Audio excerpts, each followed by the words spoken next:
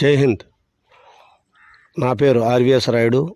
నెల్లూరు జిల్లా ఉదయగిరి తాలూకాలోని సీతారాంపురం మండలంలోని దేవిశెట్టిపల్లి గ్రామం నాది. నేను ఆర్మీ మెడికల్ కోర్లో 30 సంవత్సరాలు భారతదేశంలో అన్ని ప్రాంతాల్లో పనిచేసి భారత సైన్యంలో ఉన్న అన్ని ర్యాంకులు అందుకొని చివరికి ఆర్డినరీ కెప్టెన్గా రిటైర్డ్ అయ్యాను. ఇప్పుడు ప్రస్తుతానికి మా ఊర్లోనే ఉంటున్నాను. నాలాగే మా ఊరిలో త్రివిధ దళాల్లో 75 మంది దాకా పనిచేస్తున్నారు. అది మన నెల్లూరు జిల్లాలోనే అత్యధికంగా ఎక్కువ ఆర్మీ వాళ్ళు, ఆర్మీ వాళ్ళు, ఎయిర్ ఫోర్స్ వాళ్ళు, నేవీ వాళ్ళు ఉన్న ప్రదేశం ఏంటంటే దేవిశెట్టిపల్లిని గర్వంగా చెప్పుకుంటాను. అలాగే ఈరోజు చూస్తుంటే దేశంలో విపత్కర పరిస్థితి అంటే పాకిస్తాన్ ప్రేరేపిత ఉగ్రవాదులు పెహల్గాంలో జరిపిన ఉగ్రవాద చర్య అవమానకరమైన చర్య. దీని వలన భారతదేశంలో ఉన్న 146 కోట్ల జనాభాకు అవమానం జరిగింది. దాని ప్రతీకారం తీర్చుకునే కోసం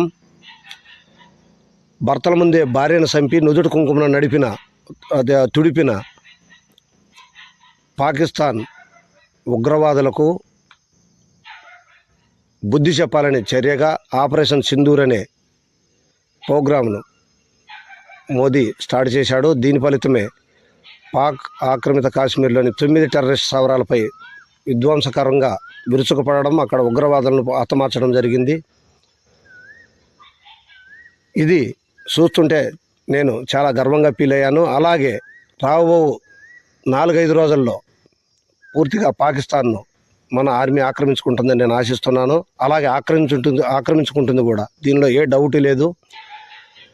ఇప్పుడు నేను 30 సంవత్సరాలు సర్వీస్ చేసి గత 2 సంవత్సరాలైంది నేను రిటైర్డ్ అయ్యి. ఇప్పుడు కూడా నేను అదే పట్టుదలతో, అదే ధీమాతో, ప్రాణం పోయినా పర్వాలేదు కానీ నన్ను ఇప్పుడు పిలిచినా కానీ నేను ఆర్మీలోకి పోయి భారతమాతకు సేవనందించడానికి రెడీగా ఉన్నాను. జై హింద్, జై భారత్.